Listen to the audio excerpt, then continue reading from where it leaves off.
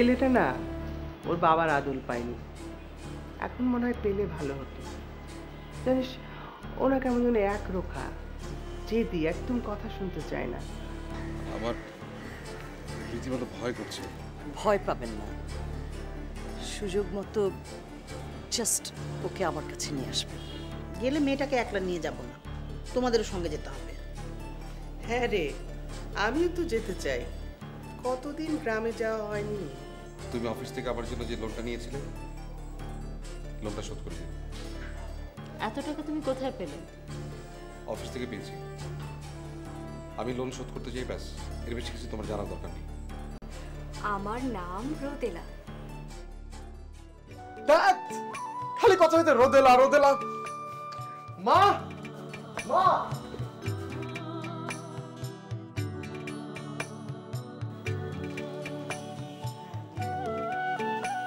মা, আরে আমার ঘরে একটা মেয়ে কোথায় গেছে? তোর এবু খালা, চিনতে পারছিস না? আরে কত ওর গল্প করেছি আমি, ছোটবেলায় তো ওর কোলে কোলেই থাকতি তুই।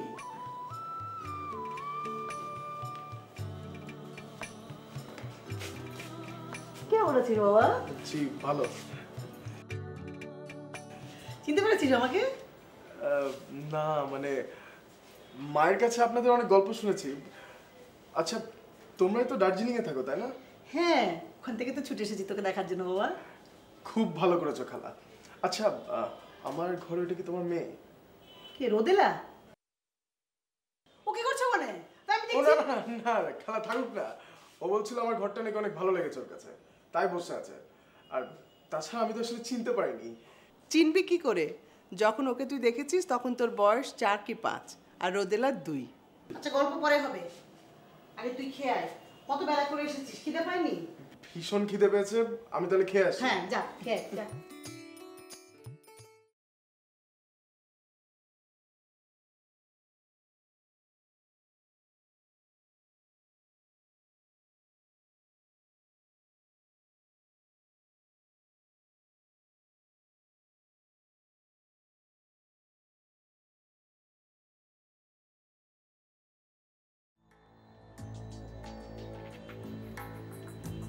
ঝরা কোথায়? জানি না। জানি না মানে? জানি না মানে জানি না। মা, তুমি কি ব্যস্ত? কেন? না, তোমার সাথে একটু কথা বলতাম। বলো। আচ্ছা মা, তোমার কি মনে হয় না তুমি একজন মানসিক রোগী? পাতা, আহা মা, রাগ করো না, তোমাকে কষ্ট দেওয়ার জন্য এসব বলছি না। তুমি ঝড়ার সঙ্গে কম্পিটিশন করো।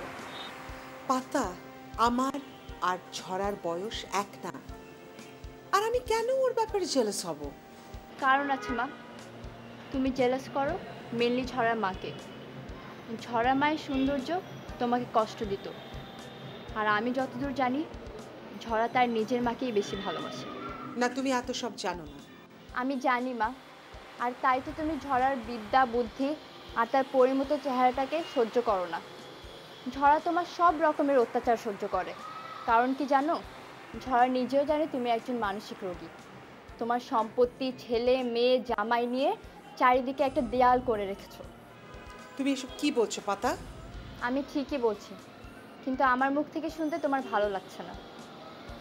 আর আমি এটাও জানি ঝড়ার সঙ্গে তুমি যা ব্যবহার করছো, কয়দিন পর আমার সাথেও এটা করবে। মা শোনো, তুমি ঝড়াকে আর ইগনোর করো না। বর্তমান জেনারেশনের ব্যাপারে তুমি কিচ্ছু জানো না, তারা তোমার থেকে অনেক মেধাবী, আর তুমি আমার আর ঝড়ার মতন কোনোদিন হয়ে উঠতে পারবে না। ঝড়া গোসল করছে।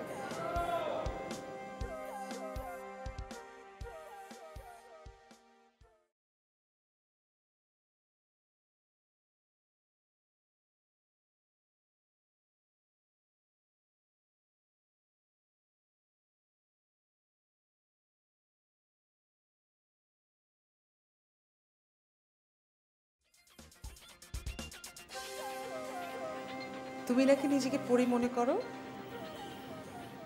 আমি পড়ি, তাই পড়ি মনে করি। তাতে তো আপনার কোনো প্রবলেম থাকার কথা না। তুমি তো আমার সাথে তর্ক করছো। এতদিন তো তা করতাম না, ভাবতাম আপনি নিজেকে চেঞ্জ করবেন, কিন্তু সেরকম কোনো সম্ভাবনাই নেই। আপনি সবসময় অ্যাক্টিং করেন, নিজেকে ইনোসেন্ট প্রমাণ করার চেষ্টা করেন, আর সেটা করেন সবার কাছ থেকে ফেভার নেওয়ার জন্য। কিন্তু মা, নিজে যা না তা তো প্রমাণ করা যায় না। তোমার কাছে আমার কিচ্ছু প্রমাণ করার নেই। তুমি জানো আমার ফ্যামিলি ব্যাকগ্রাউন্ড, জানো আমার ফ্যামিলি সম্পর্কে। জানবার দরকার নেই, আপনার ব্যবহারে সব কিছু বলে দেয়। আমি আপনার সাথে কি করেছি? আপনি উঠতে বসতে আমাকে টর্চার করেন। আমি তোমাকে টর্চার করি? তুমি আমাকে ব্লেম করছো? তোমার এত বড় সাহস, তুমি আমার সামনে দাঁড়িয়ে এসব কথা বলছো? তুমি আমার খাও, আমার পরো। না, আমি আপনার খাই না, আপনি আমারটা খান। এই বাড়ি আমার নামে। আমি যদি চাই তাহলে আপনাকে আর আপনার মেয়েকে এই বাড়ি থেকে বের করে দিতে পারি। না, পারো না। তুমি কি ভেবেছো আমি এতই বোকা? আপনি আসলে বোকা না, আপনি বোকা সাজার অ্যাক্টিং করেন সবার কাছ থেকে ফেভার নেবার জন্য। আপনি আসলে কি সেটা আমি আর আপনার মেয়ে পাতা খুব ভালো করেই জানি।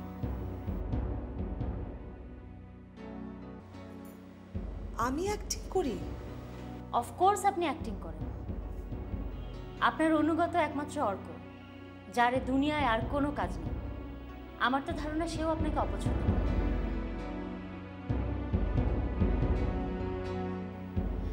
আমি এখন বুঝতে পারছি আমাদের বাবা কেন আমাদেরকে রেখে চলে গেছে, আমার মা কেন সেও আমাদেরকে রেখে অনেক দূরে নিউজিল্যান্ডে চলে গেছে। আপনার সাথে কখনোই ভালো হবে না, কারণ খারাপের সাথে সবসময় খারাপ হয়। আপনার জন্য আরো অনেক খারাপ বাকি আছে মা, অনেক খারাপ, অনেক খারাপ।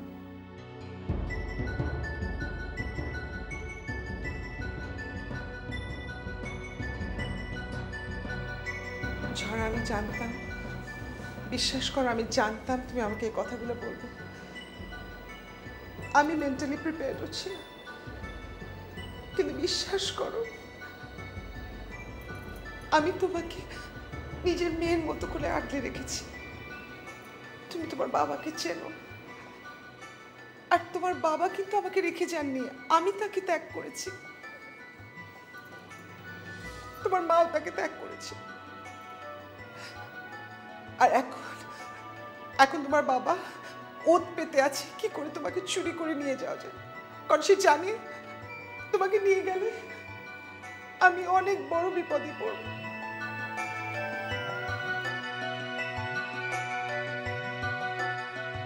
মা, আমি আপনার কথা বিশ্বাস করছি না। আমি আপনার সব কথা কেন মেনে নিই জানেন? আমি নিজেই চাই আমার সব কিছু, আমার সহায় সম্পত্তি আমার নিজের মতো দখল করতে। আর আমি এও জানি আপনি আমার আর কোনো ক্ষতি করতে পারবেন না। এক জীবনে আপনার আর কিছুই করার নেই।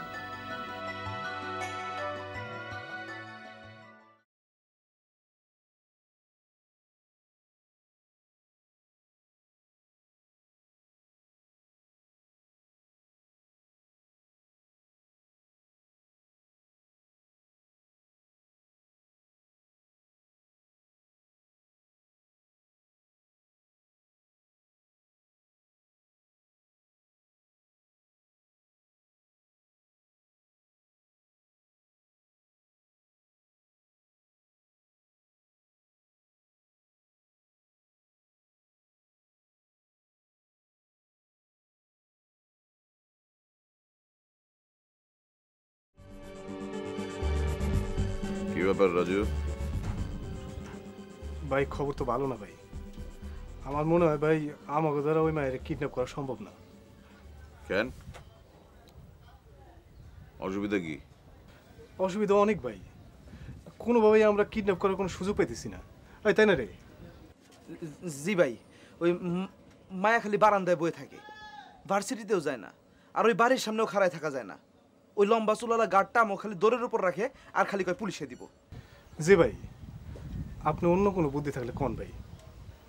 এর সাথে কুত্তা কিডন্যাপ করা অনেক ভালো ভাই। অন্য কোনো কাম নাই, এই কামটাই আমার করতে হবে। আমি তোমাকে টাইম বাড়াই দিতেছি, তোমরা এই কামটা শেষ করো। মাইয়াটারে দইরা আমার কাছে পৌঁছায় দাও।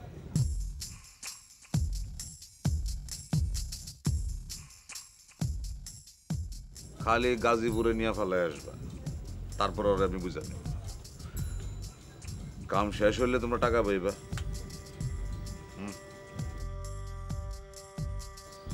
কিন্তু ভাই অনেক রিস্ক ভাই।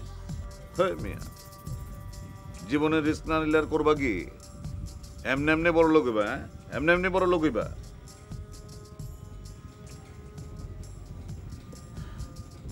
লালটুর লগে তোমাকে পার্থক্যটাই খানি, ওই জীবনের ভালোবাসে, বড় হইতেছে। আর তোমরা? ভাই আমরা আমরা কামটা করবো ভাই, একটু বিশ্বাস করেন আমাগো।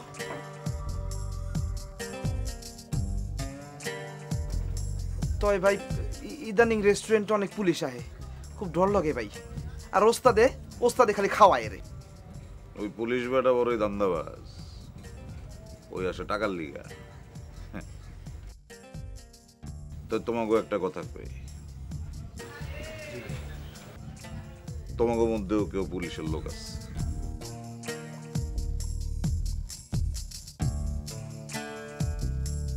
যে পুলিশের কাছে তথ্য পাচার করে। কিরা করে ভাই? তোমাকে মধ্যে কেউ করে, নাহলে লাল টুমিয়া যে নাই এটা নিয়ে পুলিশ বারবার কেন খোঁজ নিতে আসে? হ্যাঁ, তাইলে তো ঠিক ভাই। শোনো, তোমরা যেমন আমার লোক, তেমনি তোমাকে মধ্যে কেউ পুলিশের লোকও আছে, যে আমাকে ভিতরে সব কথা পুলিশের কাছে পাচার করতেছে। ভাই আমাকে রেস্টুরেন্টে একটা মায়া থাকে, সে হইতে পারে। মাইয়া থাকে মানে ওই রান্না বান্না করে কাজ করে। ভাই সে তো বোবা। বোবা? হ ভাই, সে তো বোবা। এই কথা তোমরা এতদিন আমার কও নাই কেন? ভাই আমরা তো বুঝি নাই তো। ওই মায়েরা যেদিন আসলো সাথে সাথে হোটেলে পুলিশ আসলো, কয় কি মায়া মেশে চিৎকার শুনলাম, আমরা তো শুনে অবাক। তারপর? তারপর ভাই আমরা অনেকদিন মায়ের লুকায় রাখলাম, কিন্তু একদিন পুলিশ মায়ের দেখে ফেলাইল। ওস্তাদের কাছে গেছিল, ওস্তাদের সাবধান করে দিছে খালি, আর কিছু পায়নি। ফাঁদ ফাঁদ, ওই মায়াটা হইতেছে আমাকে ধরার জন্য ফাঁদ। বুঝতে পারছি। গত 1 মাস আমি রেস্টুরেন্টে যে কবার গেছি সব তথ্য পুলিশের কাছে আছে। ওই মায়াটাই পুলিশের সব খবর দিচ্ছে। জানতে পারে ভাই? তোরা সাবধান হয়ে যা। আমাদের মায়াটারে নজরদারির মধ্যে রাখবে, সব গতিবিধি খেয়াল রাখবে। তো জায়গা আমি আপাতত রেস্টুরেন্টে আর যাবো না।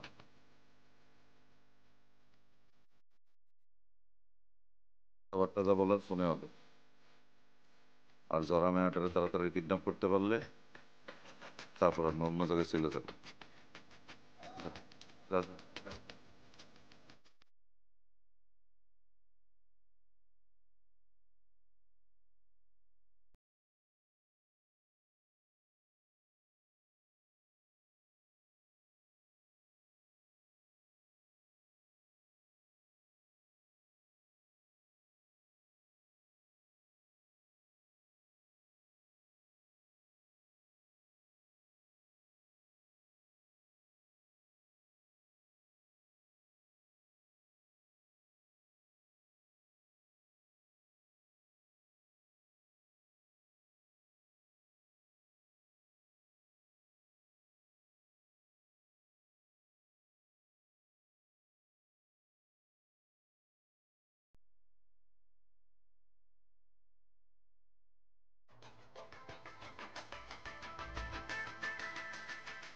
আচ্ছা ঠিক আছে, আমি রাখছি। হ্যাঁ, আমার অফিসে আসতে অনেক আছে।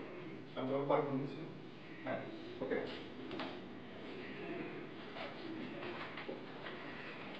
আচ্ছা ম্যাডাম, এটা কি? একটু কাগজপত্র একটু গুছিয়ে রাখবেন না? একটু পরে ম্যাডাম আসবে, যখন এরকম দেখবে তখন কিন্তু চাকরিটা থাকবে না। ও মা, কি আপনি দেখি পুরো ড্রেসিং টেবিলটা এখানে নিয়ে এসছেন? এটা অফিস আপনি জানেন না? আশ্চর্য।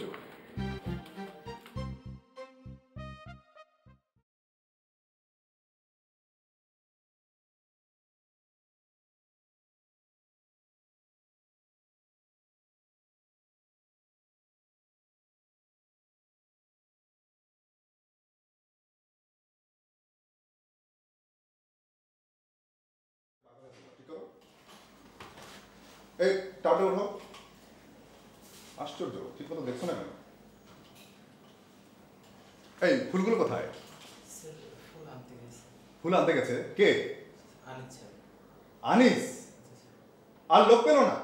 আশ্চর্য, এই বেনুকে দিয়ে যদি কোনো কাজ হয় একজনের তাকে থাকবে না।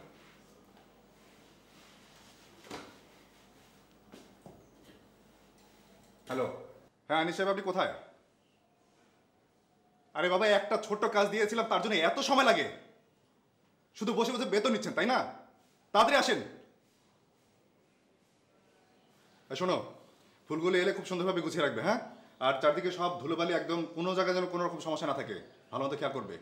আর এয়ার ফ্রেশনারটাকে স্প্রে করে দিও, ম্যাডাম কিন্তু ধুলোবালি একদম সহ্য করতে পারে না। খেয়াল রাখবে কিন্তু, ঠিক আছে?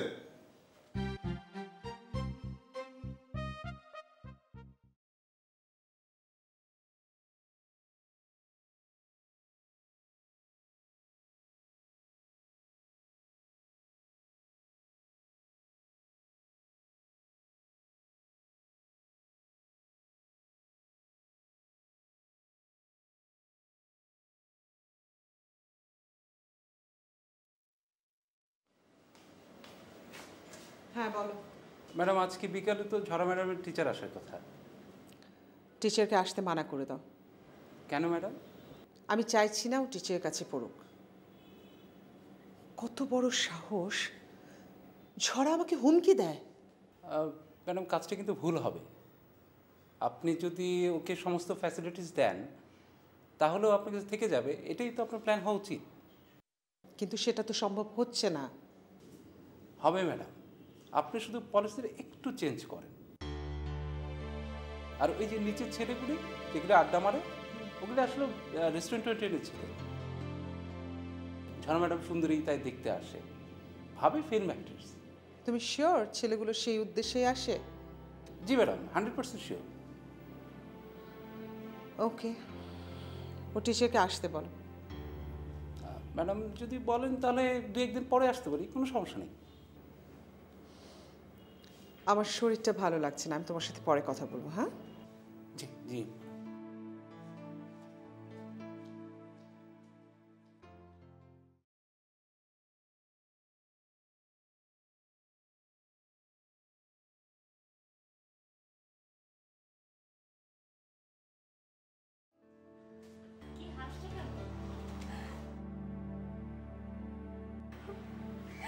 শাওন স্যারের কাণ্ড দেখেছো? উনি পারেও। কেন, কি করলো? দেখছো না, ম্যাডাম আসবে বলে অফিসটাকে গরম করে ফেলেছে। একে বকছে তো ওকে ছাড়ছে, যেন উনিই বস। শোনো, স্যার বিদেশে যাওয়ার আগে ওনাকে সব কিছু দায়িত্ব দিয়ে গেছেন, সো শাওন সাহেব এরকম করতেই পারেন। একটু বেশি বেশি হয়ে যাচ্ছে না?